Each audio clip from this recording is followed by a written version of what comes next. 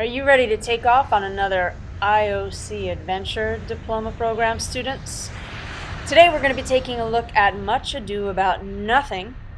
In particular, we're going to be looking at Act 2, Scene 1, lines 204 to lines 257. Let's get started. So what I'm going to do is take you through my first close reading of the extract and the annotations that I've made. You can see in the first line what I've done is I've highlighted "Singing answer you're saying, by my faith you say honestly." What we have here is alliteration. I continue to read and I highlight a passage that's an example of personification here, the endurance of a block, as though a block has endurance, ha ha ha, so funny Shakespeare. Now what I'm doing here is I'm highlighting these few lines here because this is an example of Shakespeare using irony, and I'll get to that a little bit more later on, but I would want to make note of irony. Now you can see these smaller isolated highlighted words are all allusions. I'm going to highlight the use of humor by Shakespeare. Allusions, that's why I've highlighted these words here. I've highlighted the stage direction exit here. You really want to make sure that you're taking note of that when you're doing your close reading as well. The exit is going to be important. He won it of me with false dice. I'm going to highlight that. That's going to play back into one of the play's greater themes. We all know that Shakespeare loves to use puns, so I've highlighted this because these are great examples of Shakespearean puns live in action for us. Here in this last line, we have a beautiful simile to examine. So now it's time for me to make sense of what I've highlighted, what I've marked, what I've noted, with the key question of what effect do these literary devices have? Why did Shakespeare make the choices that he made? How do they link back to kind of greater meaning in the play Much Ado About Nothing? So at the top we've got this beautiful example of alliteration. Alliteration is kind of nice. It's got like a sing-songy quality, and alliteration is just something that kind of makes language a bit more memorable for the reader. Personification, that's again, it's really important for these characters in this play. Entertainment is a big part of Much Ado About Nothing. We have characters that have these sort of very lengthy monologues, and they're very, very flowery. And here we have an example of Benedict doing that quite well. The use of irony, he's talking about how basically he's so upset because he was compared to a court jester, but yet here he is kind of being that court jester that he was very upset for being compared to. We've got another example of personification and more allusions. It's a significant monologue here from Benedict, and you can see, he is the entertainer there, and we get to see a lot of that from him in Much Ado About Nothing. That yellow bit at the end, I'm highlighting that because that's kind of hilarious. We have him going on and on and on, making these religious allusions that he knows the audience would be quite familiar with. And then he's saying, "I'll disquiet her," and perturbation follows her. And yet who should arrive? Almost as though after those religious allusions, speak of the devil shall appear. And of course we know then that Beatrice is actually going to be the one to enter, and she does. Before I move on, I want to take a moment and look at that use of irony, because chances are, Shakespeare uses irony so much, and you're going to want to make sure that you can identify not only that he's using irony, but which type of irony. We do have three different types of irony. We have verbal irony, we have situational irony, and we have dramatic irony as well. So you would want to unpack which one he's using and to what effect. Of course, the irony that he's using in this extract is meant to make us laugh. It's meant to sort of make Benedict appear to be a little bit silly, a little bit foolish, and the audience is going to love him being set up to sort of be a fool because of what happens next in the plot of Much Ado About Nothing.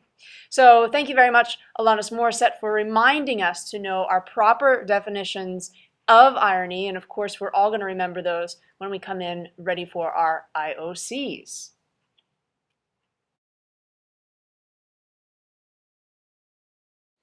Back to the text, we have again highlighted allusions that Benedict is making, again adding to that element that he's the entertainer, and a lot of Shakespeare's characters in this play are entertaining us.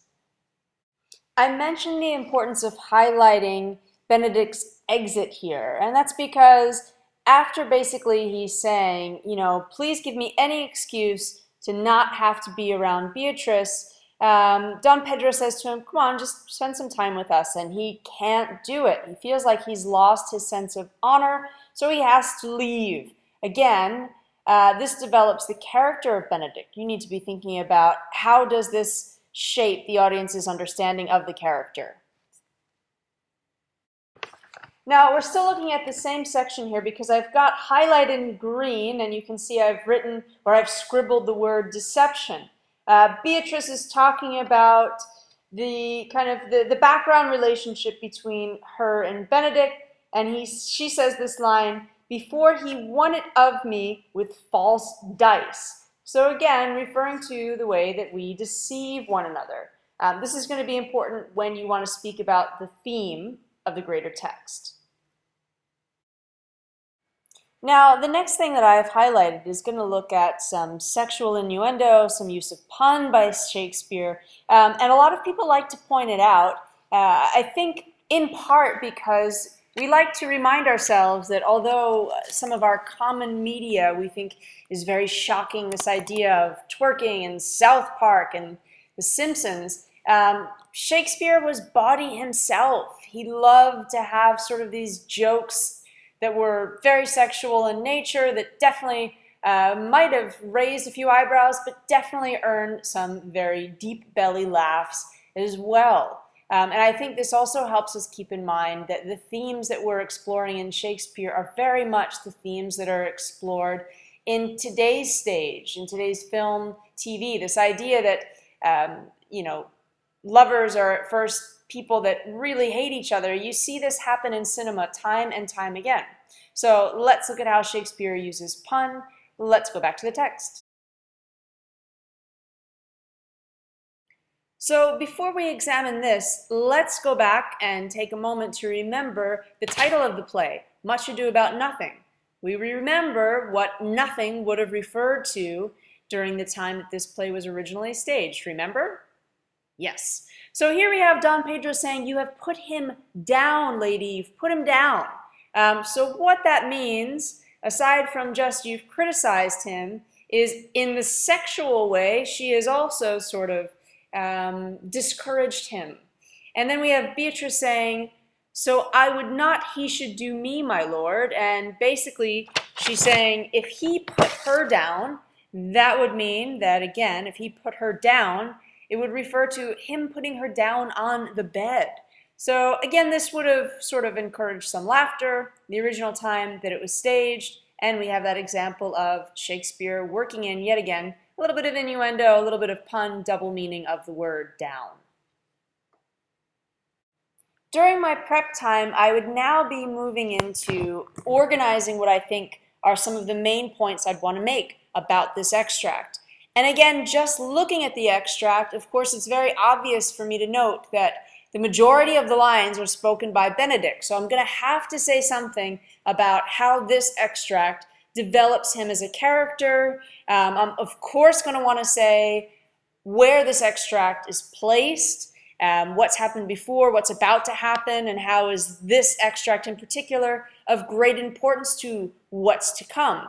And that's kind of easy because we see, of course, Shakespeare developing this tension between Benedict and Beatrice, and again, that tension gets released when the two of them very foolishly, very comedically, fall for one another. So if we don't have scenes like this one, that tension is not going to have as great of an effect.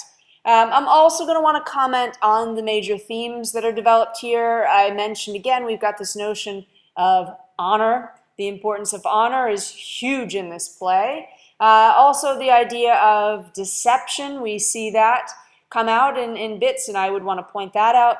I'd also probably want to look at the idea of the social class and how they have to be so entertaining when they speak, and then I'm going to unpack some of the language In particular, some of those, very, very grand and flowery lines that we hear from Benedict. Okay, the next step in our IOC training right now, you're going to want to turn over to the next video, which unpacks another approach to Shakespeare using one of my favorite apps, Haiku Deck. Ready to go?